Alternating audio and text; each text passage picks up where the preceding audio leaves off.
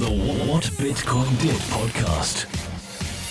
Hi there, how are you all? Welcome to the What Bitcoin Did podcast and welcome to the first Tuesday edition of the podcast. The way I plan my interviews is I have this little sheet in a tool called Agenda. If something happens or there's some news or somebody stands out, I tend to keep either a note of them or a topic I want to do, and that list has just been getting bigger and bigger. So I've decided to go to a 2-week show to try and get through all the interviews I want to get through, and who better to have first on my Tuesday show than Jameson Lopp, making his third appearance on the podcast to talk about protecting your privacy and personal safety.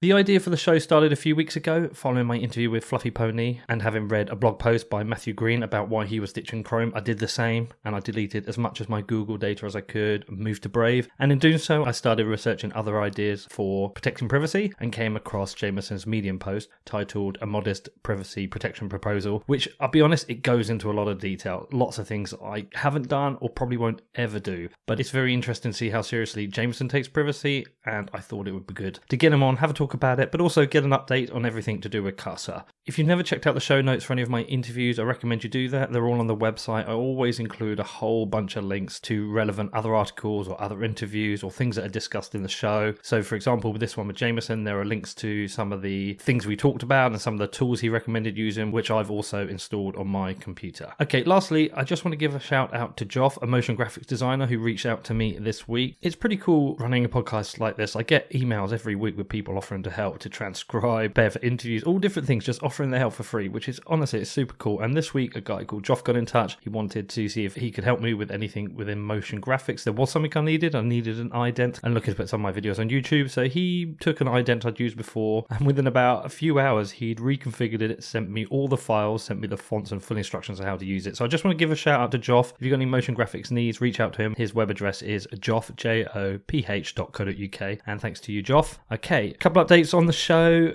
Obviously, this is the first Tuesday edition. I do have a Friday edition. This Friday, I've got an interview coming out with Samson Mao and Catherine Wu, where we look at the Bitmain IPO. As I mentioned previously, I'm also launching a new podcast that's going to come out probably in the next week now. I've got 3 interviews on that. That's non-Bitcoin stories, but stories I found out because of Bitcoin, but away from Bitcoin. I'm not sure on the name for it yet. I'm running with a couple of ideas. And I'm also going to send out a Bitcoin email today. So there's lots of high-quality crypto emails out there, but I haven't found a Bitcoin dedicated one I like yet, so I just thought I'd do one myself. So if you subscribe on my website, you will receive that. The first one's going out today. Just a collection of all the news, articles, and interesting things that I found during the day. Okay, please support the show. There's a number of things you can do. Firstly, you can consider becoming a patron. I think I've got 24 now, which is utterly amazing, and I'm massively grateful to every single one. You can check that out at patreon.com/whatbitcoindid. There are a couple of options. One of them includes getting show early. So for example, patrons have already got my interview with Catherine and Samson, and there's another one where you can help contribute to the show, which people are doing, which is really, really cool. Actually, I had a guy get in touch and also wanted to make a contribution, but he didn't want to use Patreon. He wanted to make a crypto contribution. So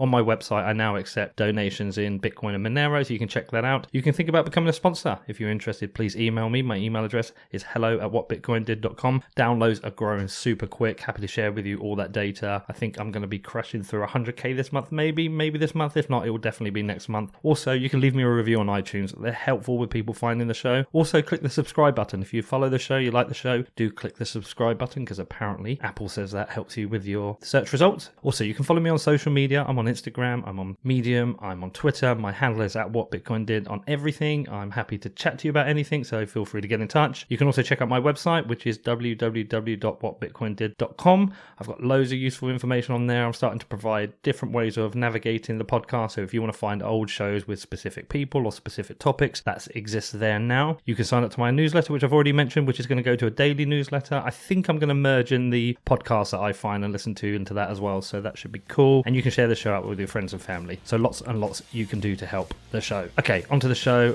I hope you enjoy it. If you do have any questions, feel free to reach out. Jameson did an absolutely cracking job on this. I love having him on the show. Yeah, but if you have any questions, you can get in touch. My email address is hello@whatbitcoindid.com, and I will probably reply to you unless you send me some nonsense. Okay, enjoy the show. Right, hi there, Jameson. How are you? Doing well, thanks. It's a third appearance on the podcast. Glad to have you back, as always. Where's all the beard gone? Well, that's just part of operational security. One of the things that I mentioned in my post is that in terms of real world physical security, you want to try to blend into the crowd, and having any features that are particularly unique really get other people's attention when you're out in public. I thought you might have just gone corporate on us. Not at all. And quite interesting that I contacted you wanting to talk about personal security and privacy. And did you see the news that came out today about somebody potentially killed in a Bitcoin exchange? Oh yeah, I have various alerts set up for that because, I maintain this log, basically a repository of all of the known physical attacks against crypto owners, and so that popped up on my feed. I know, it's quite sad really. Before we get into that, let's have a quick update. What's been going on? How's everything over at Casa? Yeah, it's been going well. We've mainly been focused lately on the Node product because we're trying to get those starting to ship out in the next week or so. Been focusing a lot on the user experience, trying to make it as plug and play as possible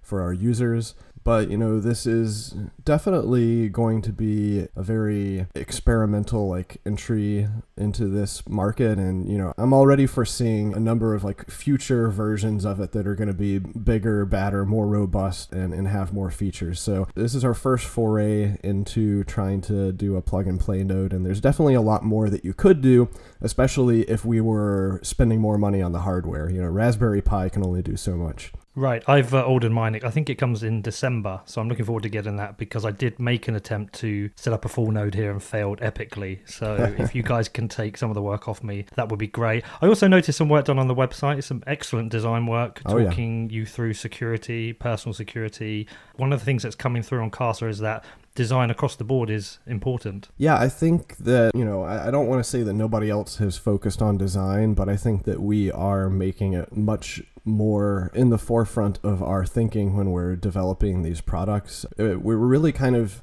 looking at it as a trifecta, right? Is that security first, usability and design second, and then really support services third. And we think that trifecta of things is what is going to be necessary to build products and services in the crypto ecosystem that can gain mass adoption. And because you're closer to it than I am and probably understand it better, what is the status of Lightning at the moment? It's definitely better than it was a few months ago. We're constantly keeping on our toes the new developments that are coming out. So I know just in the past week or two, we were experimenting around with some of the automatic channel rebalancing functionality that has come out recently. That's just another thing that I think is going to be important for these nodes to figure out how to handle the complexities of this new economic system that we're building. And, I was in Tokyo just a week or two ago, and a number of the talks were about that, about challenges of basically managing payment channels and rebalancing them and opening and closing them. And, I think that this is what a lot of the low-level protocol and Lightning node engineering effort is going to be focused on for the foreseeable future. Fantastic. Well, looking forward to that. So I asked you on to talk about privacy and security because I ended up discovering quite an epic Medium post of yours. So let me talk you through the journey that ended up taking me to that post. So I did my interview with Ricardo and had a long talk about privacy and the importance of privacy. And then there was a new release of Google Chrome, and I ended up reading a post by Matthew Green, which is why he was done with Chrome. And I noticed that Chrome was logging me into the browser, this little icon for my avatar, and it was trying to get me to do the same on my phone. So I did some research, and I felt a little bit I felt a bit sketchy. So I made the decision to delete a lot of the Google things I use. I'm not done with everything. I've still got Maps, I've still got Calendar, and I've still got Gmail, but I'm going through the process. What I have done, though, is I've removed all my Google data that it allows me, although it probably still exists. And I'm using a combination of the Brave Beta, which ironically is a Chrome build, and Firefox Quantum. And I've also been playing a little bit with Opera with its built-in VPN. Mm-hmm. And actually, one of the interesting things, they're all actually fantastic browsers in their own right. So I was going through all those processes and then I started to research other things I could do. And then along came your article, which to me was quite interesting. It was a really good timing, but it would be good to hear about what took you to write that post. What happened that made you write that post? Well, I've been writing that post all year. It's been, similar to what a lot of my articles are like, where I start exploring the boundaries of some particular interesting thing that has caught my eye, simply because my research hits a wall and it seems like nobody else has really gone in that area. And so as I'm doing my own research, I'm just writing down my experience and everything that I'm learning. And the thing about privacy in general, especially when you're talking about real world privacy and operational security, is that there are a few books and various resources out there, but by and large, I think the vast majority of people who are experts in this field or are living an extremely private life, part of the deal is that they just don't talk about it. And so as a result, that knowledge doesn't get shared. And I felt like I could do a service to the community in general, privacy-oriented community, to help them overcome the hurdles that cost me, 6 months and like tens of thousands of dollars doing all of the research to figure out how to set this stuff up. But even then, a lot of the things that I have done are very jurisdiction specific. So, while people who are in the United States will benefit the most, I think, from what I've done, there is still a fair amount of, online and digital privacy stuff that I also have in that post that should be applicable for pretty much anywhere. I noted there was about 18 steps in it, and we'll start covering some of that in a bit. In the article, have you done everything in there? Absolutely. So is it hard to maintain? It's one of those things where there's a really steep learning curve, and then you have to adjust, some of your day-to-day life experiences, like how you, react to things, because a lot of people, it's just, common convention when you're out and about or engaging in business or conversation, people ask you questions that are invasions of your privacy. And sometimes this is just, small talk. It's making conversation. Other times it's bureaucracy where, it's companies that are just trying to collect as much information as possible. And so even something as simple as like going through a checkout line at a store, like they'll ask you for your phone number or, your postal code or any number of other identifying pieces of information. And they do it in such a way that it's like, well, yeah, everybody does this. And if you don't answer the question, you get this like awkward silence. A lot of times the person isn't used to being told, I'd rather not give out that information. And in fact, I think just tweeted the other week I went to an amusement park and I got rejected. Like I went to try to give them my ticket, and instead of just scanning it, letting me through the gate, they called over some manager, and then they were looking through their system, and they started asking me all these questions of like, what's your address and your credit card number and all this stuff. Basically going along with the things I've outlined in my post, I was using a disposable debit card, disposable email address, fake mailing address, and they must have had some sort of surveillance intelligence system on their back end that was trying to put all these pieces of information together and tie them to my identity. And because that failed, their bureaucracy basically said that they had to cancel my ticket. Now, this was particularly stupid because I was standing there showing them my passport and actually gave them my fingerprint. Like they had biometric identification for everyone entering this park. And yet, their rules said they had to cancel my ticket. And then it was especially stupid because then I just turned right around, took cash out of my wallet, bought a new ticket, and went on in. So it's just, it doesn't make any sense, but these are kind of the rules and bureaucracy that have been built up by a lot of large corporations. And in going through this process, have you therefore become almost more aware of how much information people are asking from you? Definitely, yeah. And, my other, friends and family in my close inner circle that I then try to instill these same values upon, they start thinking the same way too. And then sometimes they come to me and they're like, I had this experience and they were trying to get all this information out of me and I was pushing back against it and it got really awkward.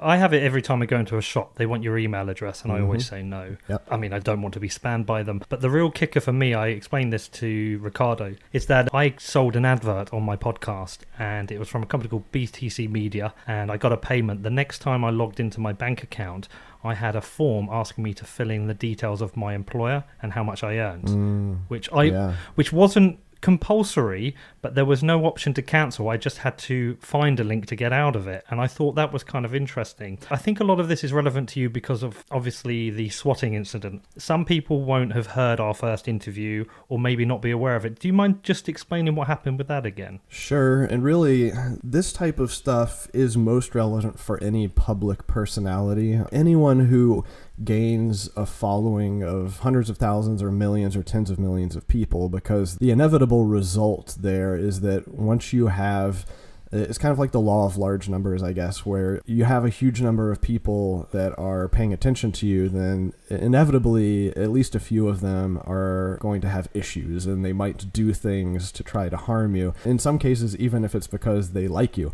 So you have to protect yourselves from those edge cases. But for me in particular, within the period of basically 1 year, I had been talking about Bitcoin and crypto for probably 4 or 5 years on social media. But during this last bubble, my Twitter following went from, 5 or 10,000 followers to well over 100,000 followers. And with that just came a lot more vitriol, a lot more spam, a lot more people trying to steal my identity and get into all of my accounts. And inevitably, one incident which came more into the physical world where someone called the police in my town and claimed to be me and said I had murdered a bunch of people and was holding other people hostage, which resulted in my entire neighborhood getting locked down and was not a pleasant experience. And this was possible because, I had been living in the same place for 10 years. My address was in a lot of public databases and public records. And anyone who, even knew how to do a halfway decent Google search could find my address and then, very easily find, how to call the local police in my jurisdiction. And all that really took beyond that was someone who had the sophistication of knowing how to place an anonymous phone call that then could not be traced back to them, so they can, do this with impunity pretty much. Did you ever get to the bottom of why it happened? Was it some form of extortion, or was it somebody just trying to scare you, or a prank? I think it was mostly someone trying to scare me. They did try to extort me a little bit, but they could have tried a lot harder to extort me. And then once it was all over, they were claiming that they were going to do even worse things, but they never did. So, maybe they just lost interest at that point, or who knows what else may have happened. And so was that pretty much the starting point for this full privacy journey? Or you obviously had some interest before, but is that the time that you decided to take everything serious? Yeah, before that, my only real interest was in terms of financial stuff. And so, using crypto assets to kind of stay outside of the traditional financial system that would, hopefully be a little bit more difficult to surveil my financial activity. But yeah, then after this, I started looking at absolutely every aspect of my life that I might want to guard against surveillance. So your modern privacy protection proposal is really a working document. In some ways, needs to be a wiki that continues to grow and develop. Mm-hmm. That's kind of interesting. Okay, so we're in the age of mass surveillance operated by the state, but also operated by Silicon Valley behemoths. Mm-hmm. We have Facebook and Google, and to some extent Amazon and Twitter in a data arms race, whereby the more data they have, the better advertising they can sell and the more money they can make. We are pretty exposed to some of the nefarious things they do, the Cambridge Analytica scandal, the way Google reads our emails, yet people still aren't reacting. So why is it you think people generally don't care? You care, I'm starting to care, there's a very small group of people who are, but why do you think on a larger scale people don't care? It's convenience, and a lot of these things that we're getting, these services, they are provided to us, quote unquote, for free, or at least, from the general perspective of being free, because the cost that we're paying is with our data. And, I think it's very tantalizing and easy for people to give that up in return for, social networking and maybe discounts on various things. And even, outside of normal consumer and marketing behavior, it's even challenging for us as developers. So something that we've been dealing with at Casa is, how do we as a company act as a third party where we can facilitate helping our customers, but doing so in a way that is not actually harming their privacy? And what I mean behind that is that even in pretty much almost all modern software, especially web-based software, there's various logging and analytics and tracking and functionality that is not for marketing purposes, but just for debugging purposes, so that if anything goes wrong, the developers can, look up the entire sequence of events of what happened and then try to find the bug and fix the bug and make a better user experience. And, these things get referred to as debugging and crash analytics type functionality, but what they really are is surveillance software. is that even the developers of various applications are unintentionally, I guess, surveilling their users in order to make their own jobs easier. And so we're having discussions of how do we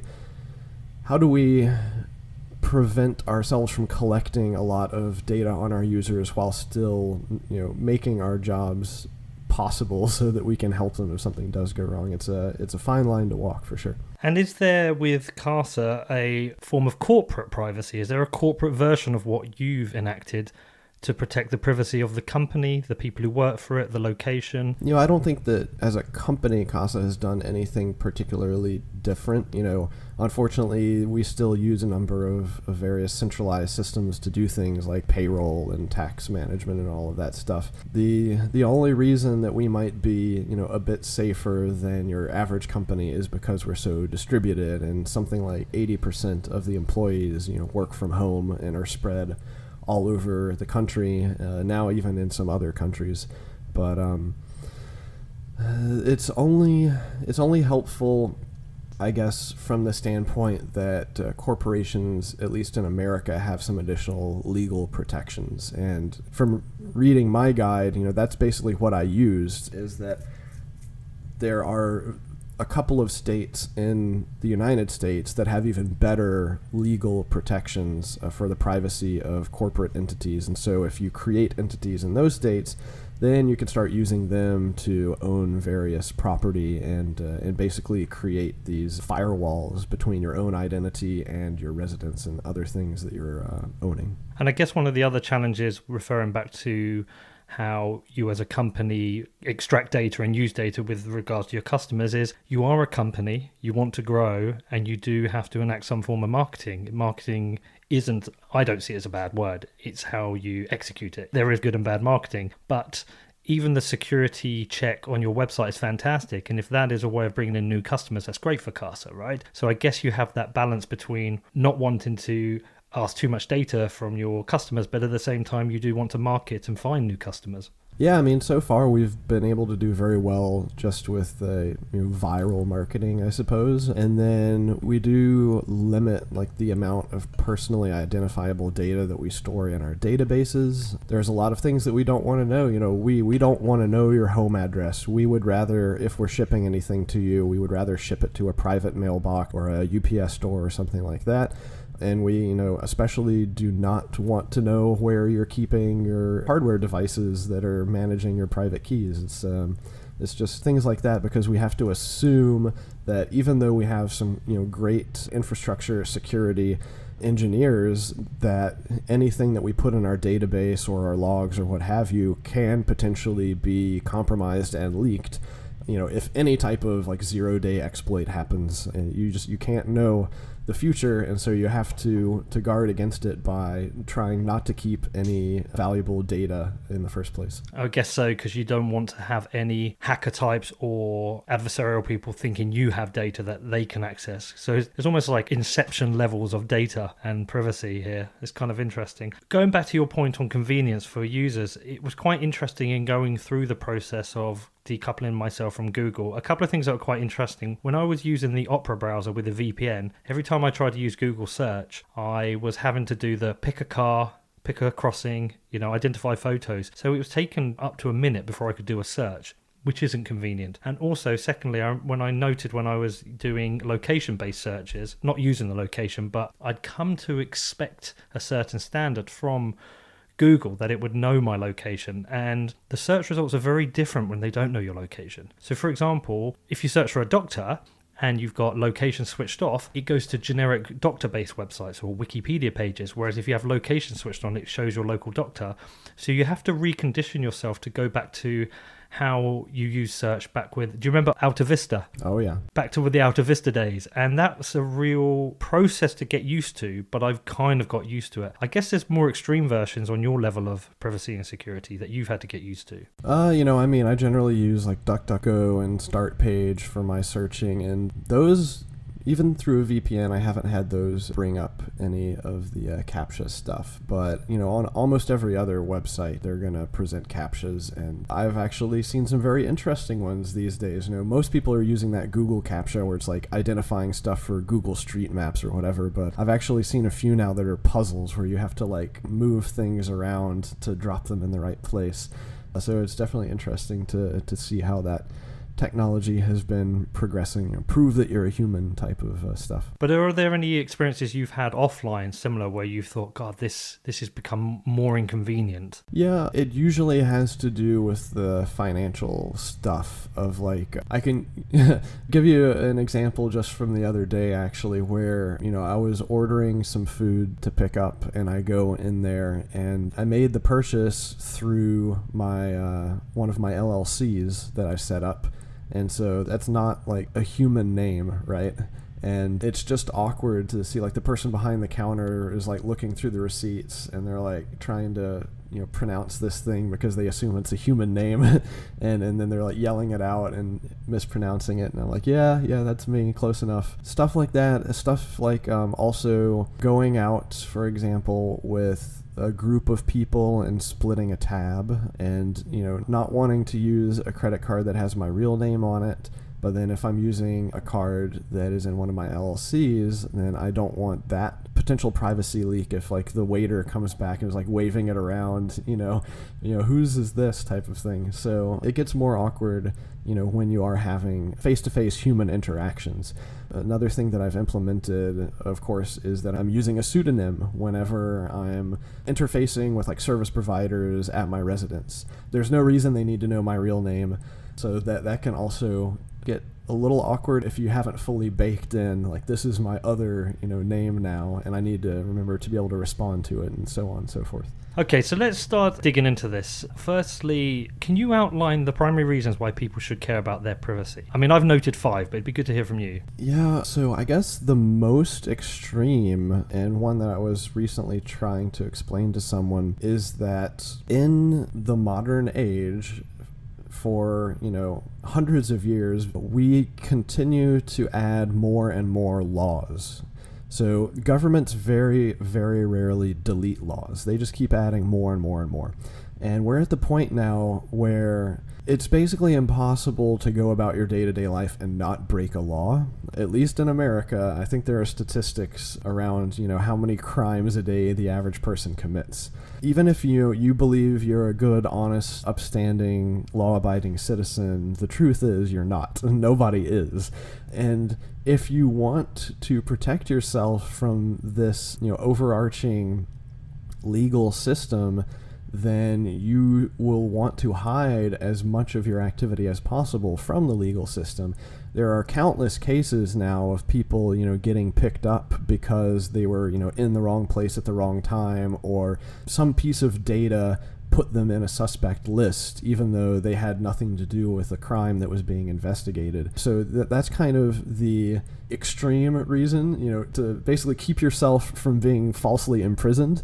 And then there are plenty of other levels that are less extreme than that, such as, I think some good examples are, we've seen cases where people like, young teenage girls have gotten pregnant and, been searching for things online, and basically the algorithms online figured out that they were pregnant and, started mailing stuff to their house, and like their parents found out and they hadn't even been able to give a chance to try to figure out how they were going to explain it to them. So it can go a number of different ways and just create very awkward and unpleasant experiences as a result of certain data being tied together and then used by companies or government agents, basically. But there are plenty of other reasons. So I put the 5 down. I put 5 primary reasons to care. Unwanted attention. I saw within the article about the lady who'd been tweeting before getting on a plane, and she had 170 followers. I'll share that in the show notes because that's quite an incredible story. Personal safety, we've obviously covered that. Future careers. Yeah. Potential for hacking, especially within crypto, and potential for violence. And do you think people in crypto are even more exposed and even more at risk, or do you think this is just a general problem? So I think that the unique thing about crypto is the potential for violence, and that we're still in the very early days of that. You know, if you look at my like physical Bitcoin attacks repository, I think I've cataloged like somewhere between 30 and 40 known attacks. I think there are actually far more that have not been publicized. Hear about them kind of in the whispers every now and then. But there's a difference, I guess, between being crypto wealthy and being traditionally wealthy, which is that if most of your wealth is in stocks and bonds and savings accounts or, you know, physical real estate or whatever, it's very difficult for someone to point a weapon at you and tell you to hand those over. But if you are wealthy because you have these crypto assets that are basically digital bearer bonds, then the risk-reward ratio is a lot different. And criminals are starting to do the mental math of saying, well, I see that this person has been tweeting about Bitcoin since the price was only a few $100s, and so they probably have somewhere in the realm of this amount of wealth that they're probably holding themselves, and if I can put enough physical pressure on them, they would probably hand over a significant chunk of that wealth, and it would be a lot easier than me trying to go in and rob a bank. So you need Casa at that point. That's one way to approach it, yeah. We were trying to create better than bank level security for crypto assets. And I guess one of the myths with privacy is, and I'm not sure why it's perpetuated, but is that privacy is about hiding illicit activities, and if you're not doing anything illegal, then you don't need to care. But that's a myth, right? Well, yeah, it's like I was saying earlier, even if you're not doing anything illegal, it's possible that you just get caught up in the wrong thing. There have even, actually, where I used to live in North Carolina, there was a case where the local police actually subpoenaed Google for all of the activity of every Google user within like a several square mile area at a certain period of time, because they were trying to find someone who committed a crime.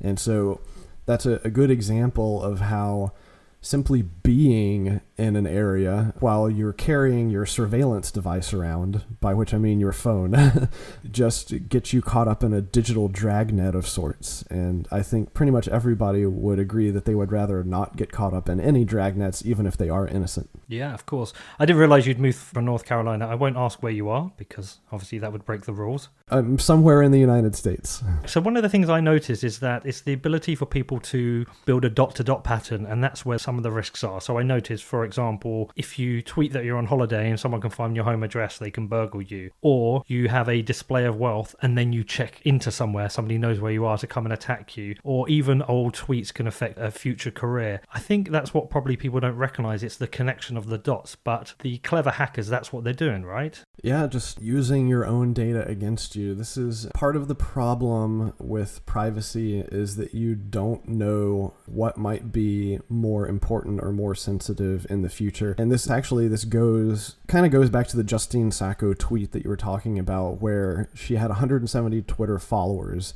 and she was making crude jokes on Twitter, even though she should have known better because she was like the director of marketing for some internet advertising agency. But, you know, she had been doing it and not having any issues, and then she just made one wrong tweet that went viral. It caught the attention of the internet, and all of a sudden she had hundreds of millions of eyes basically focused on her.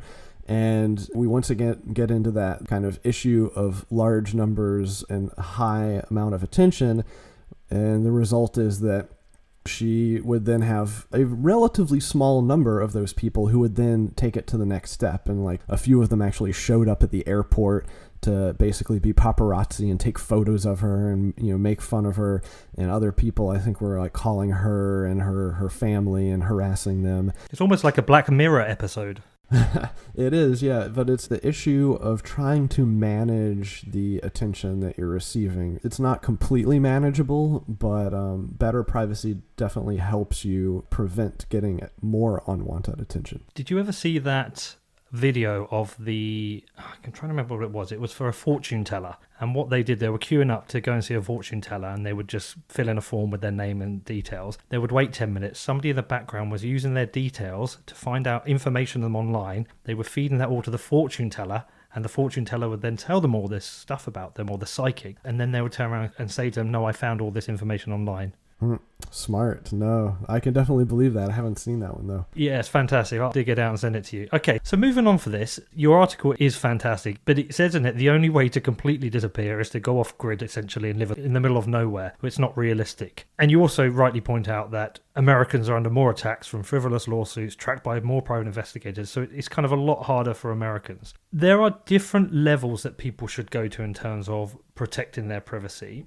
You've obviously done the extreme version. You spent a lot of money doing it. What would you consider level 1? I think almost most people listen to this, either they care enough and they'll read your article or do it, or there will be a bunch of people who will say, I need to do something.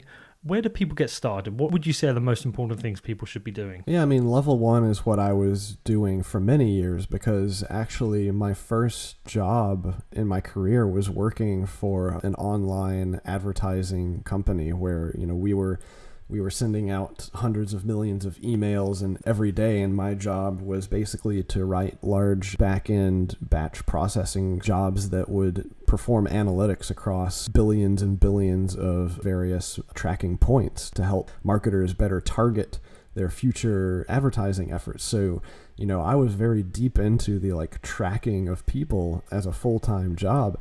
And so I would say level 1 is just installing various browser extensions that help protect your privacy, like Privacy Badger, for example, or the HTTPS Everywhere extension that kind of forces as many of your connections to be encrypted as possible.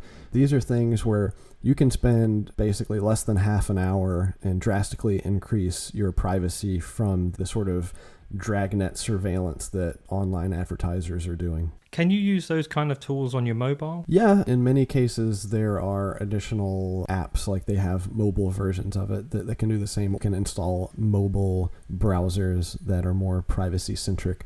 Depending on how technically sophisticated you are, one thing that I like doing is trying to figure out ways to only do this one time in your house and then have all of your devices benefit from it.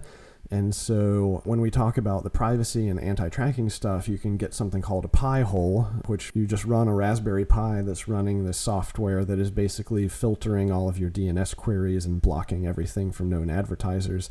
And if you put that behind your router, then all of your devices on your home network automatically get that filtering. And then on a similar vein, if you go to the next level and you start doing VPN usage to basically encrypt your entire internet connection and all of your traffic, then you can also do that at the router level so that you don't have to configure every single device to use a VPN.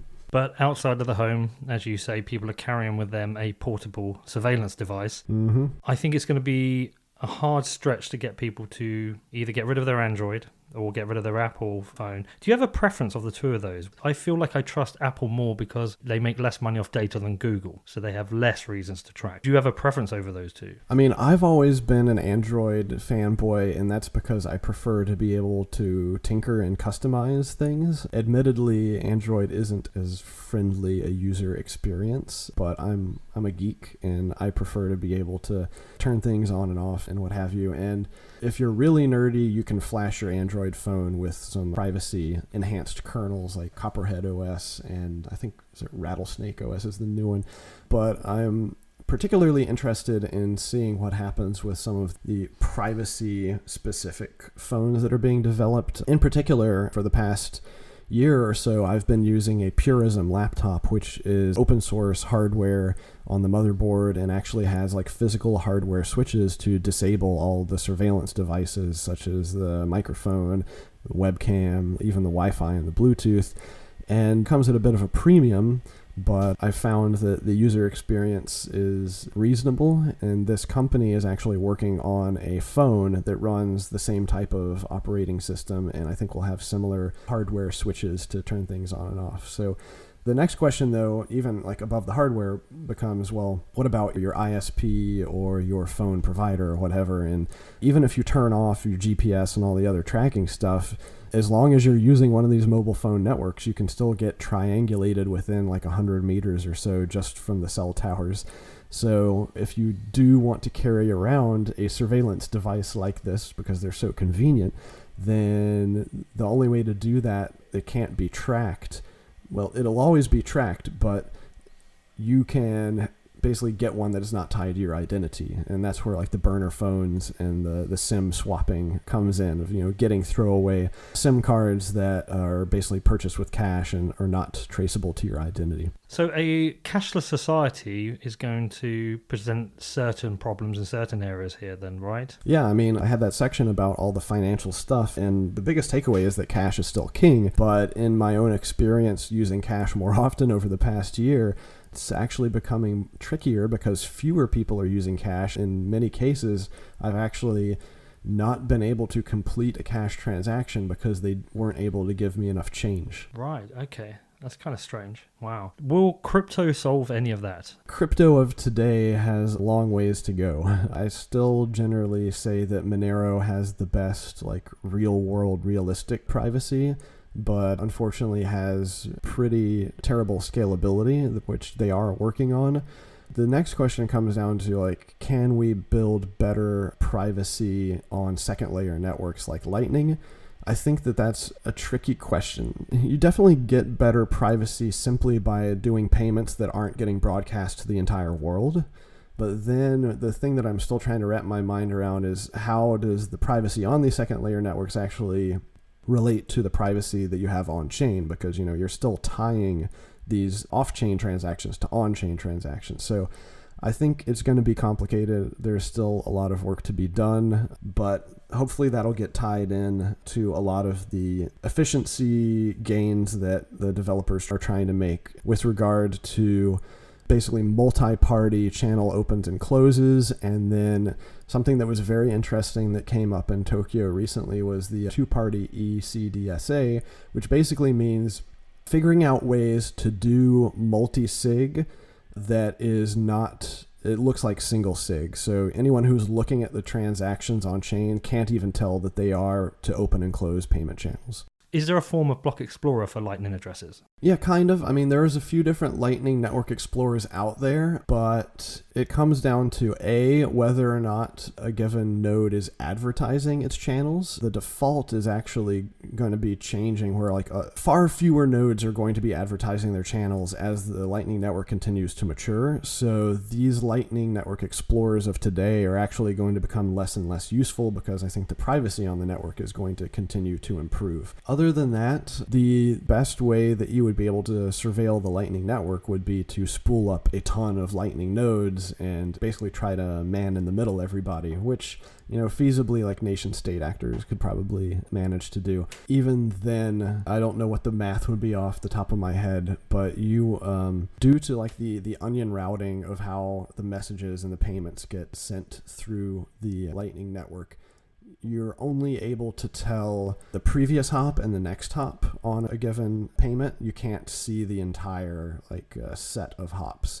That in and of itself provides a much better level of privacy. And how do you feel about privacy on Bitcoin? It's come up in a couple of my interviews recently, but I'm totally out of my depth. I did an interview with Safety in a Moose and Caitlin Long, and they were talking about fractional reserve Bitcoin and the potential for that existing on Wall Street. And one of the things that Safety said is the great thing about having an open ledger is you can audit the wallet. Whereas if you didn't have an open ledger, you wouldn't be able to do. So it'd be more difficult to audit whether people are operating a fractional reserve Bitcoin. And also I interviewed Jimmy Song and we were talking about the CVE bug. And I was asking is if there was fully private base chain, if the bug had been exploited, would the inflation go undetected? I know the questions I'm asking, but I'm out of my depth with whether these are real problems that would exist with a fully private base chain. Well, yeah, and really the closest I think that you'll come to that is if you look into Zcash, and there's been a lot of discussions in Zcash around that,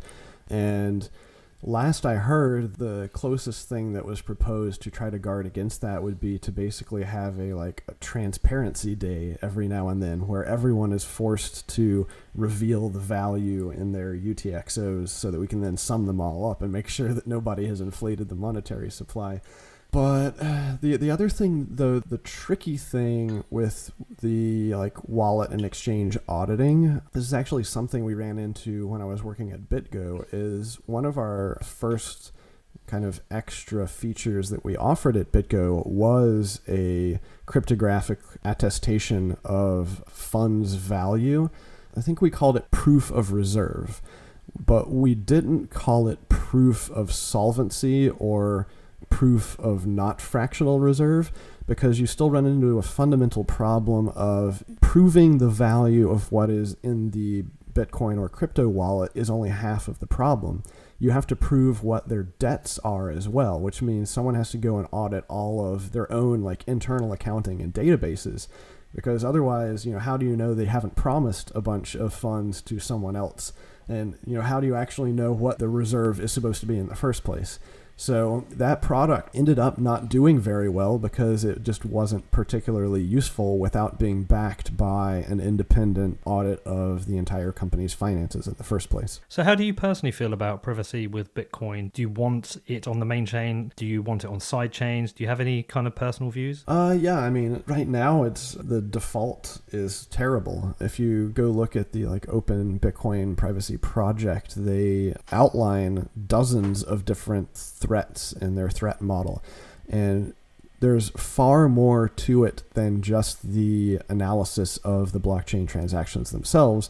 There's also issues of network analysis. We know that there are multiple companies that are surveilling the Bitcoin network and basically running nodes all throughout the network to try to figure out who is broadcasting transactions, geolocating them, also identifying as many of the major players on the network as possible. So the kind of making the network more private is far more than just obscuring the values of the transactions. Even if we did something like confidential transactions, that would only be half the battle. Thankfully, we are seeing plenty of improvements, even at the base layer, such as the Dandelion protocol, for example. I don't know, has anyone explained how that works to you? No, I did see it the other day. I think I saw Nick Carter reference to it in an article, an interview he did. He was talking about some technologies, and I think I saw in a list alongside Mimble, Wimble, and Grin. I think there was a list of things. Yeah, so Dandelion is basically going to make the network more private for people who are broadcasting transactions, because right now, if you broadcast a transaction, then your node essentially tells every peer node that it's connected to, hey, I've got this transaction, do you want it? And if they don't have it, they're like, yeah, I'll take it. And then each of those nodes does the same thing to everyone it's connected to. And this is called a gossip protocol. And this is a flood fill type protocol where it very quickly expands through the entire network. The downside to that is that if you have a sufficient number of nodes listening on the network and they're all in sync with each other, like using network time protocol, then you can very easily see where the origination of the transaction was, just by saying, okay, it arrived here a few milliseconds after it arrived here, and then you sort of work backwards from there and say, oh, it probably originated from this node.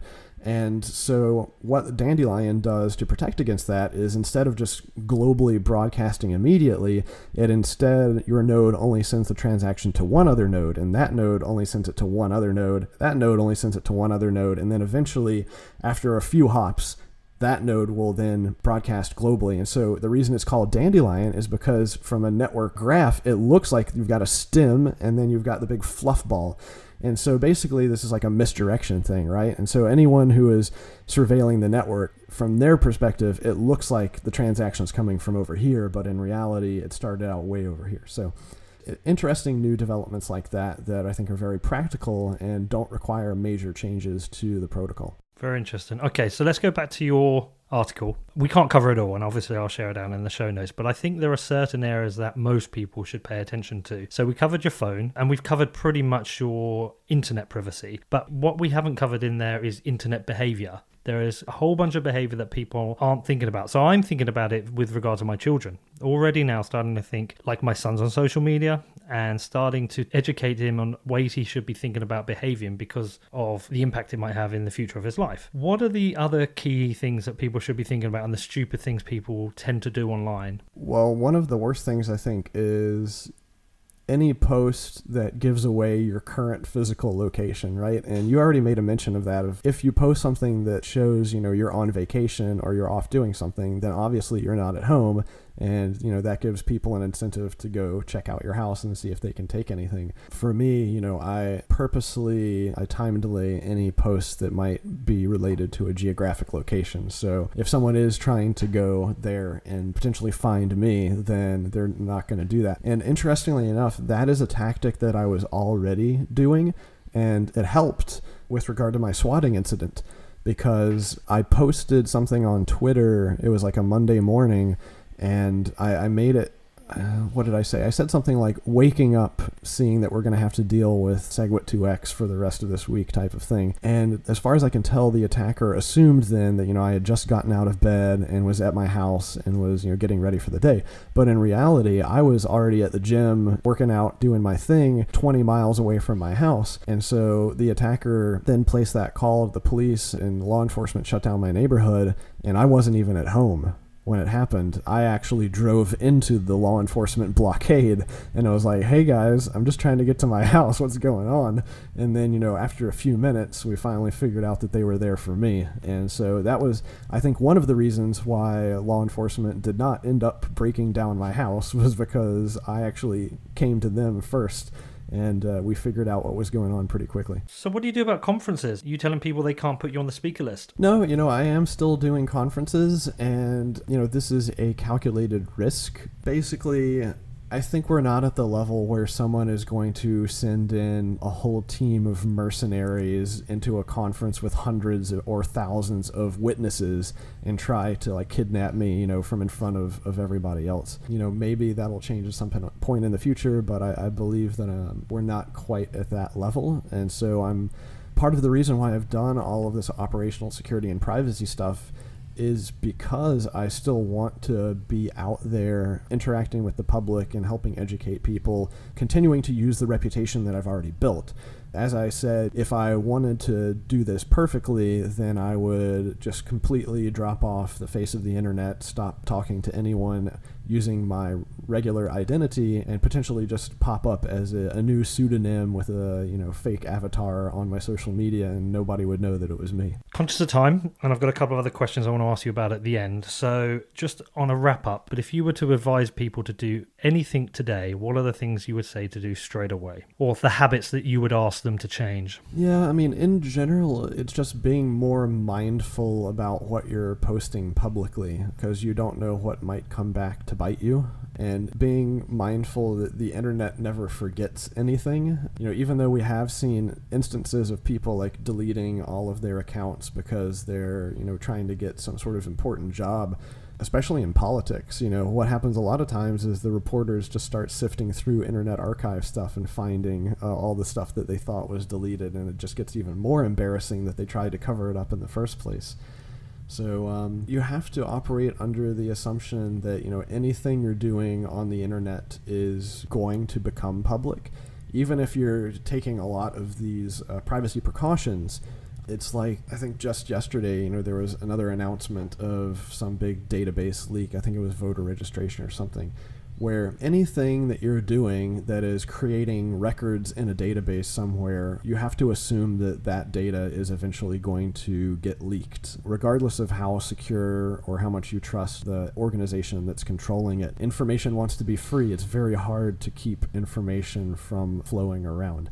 And so as a result, the only real protection you have against that is limiting what information you put out there in the first place. Do you know what's quite interesting? I almost feel like that step-by-step guide you've got on the Casa website for your crypto security, I almost feel like it would be good to have a privacy version of that. The Jameson Lopp 18-step privacy version of that would be pretty useful. Well, we could do that for digital privacy, but, like I said, the problem with the physical stuff is that the jurisdictions are so different, and in many cases, you actually have to talk to an attorney. Yeah, and also, where I am, I don't have a rack of guns as a final security of last resort device. I still haven't actually shot a gun again since I shot one with you. Need to do that again. Okay, so the last thing I wanted to ask you about is because you were part of it, is the B Foundation. So you're part of it. What's your involvement? So it's really being driven by Giacomo Zucco, and then Elena Ranova is kind of the person behind the legal entity. But Giacomo is doing the day-to-day driving and operations, and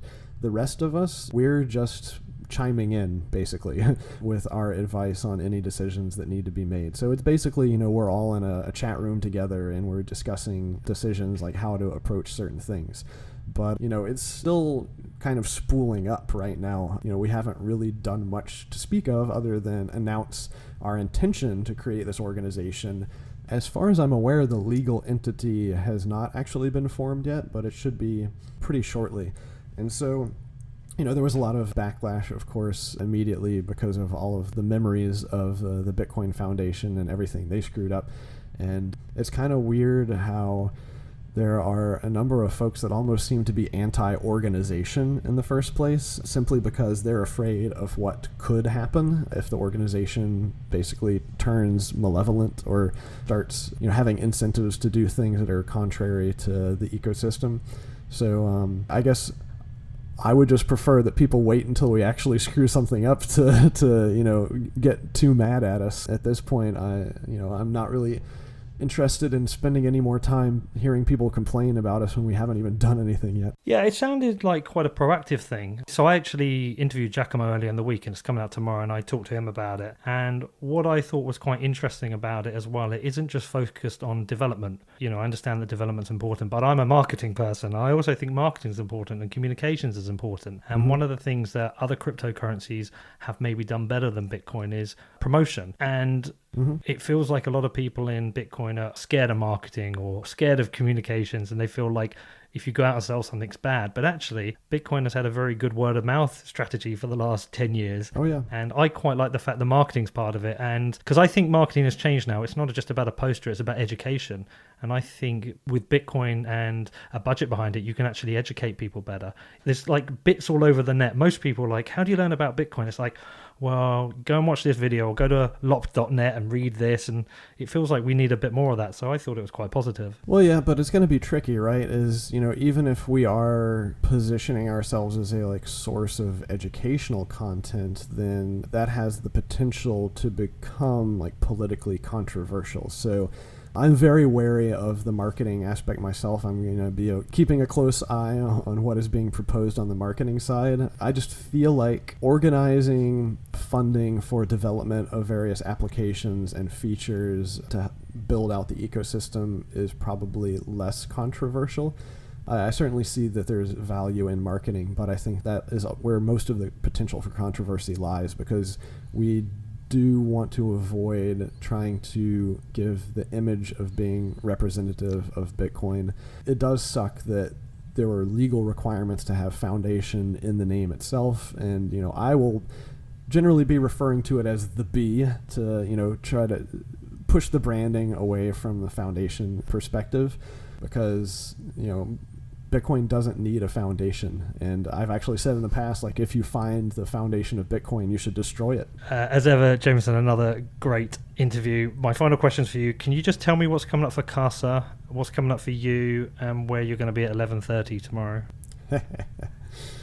Yeah, well, Casa, we are basically working on onboarding and scaling up our ability to onboard more of our premium users. It's that $10,000 a year vault product. We're also just trying to ship these nodes, get them out the door, experimenting with various replication technologies so that we can clone everything that we need and get them shipped out. And I don't know, for myself, I've just been doing a lot of traveling, going to be going to a number of different conferences.